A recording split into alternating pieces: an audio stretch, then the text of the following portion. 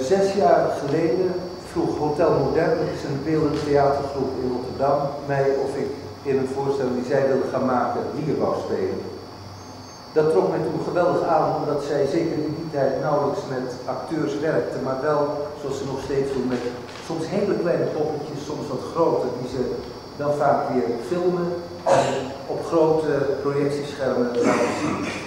En het leek mij interessant om die geïsoleerde figuur, Lier, uit zijn stuk te halen en tegenover dat stuk te plaatsen.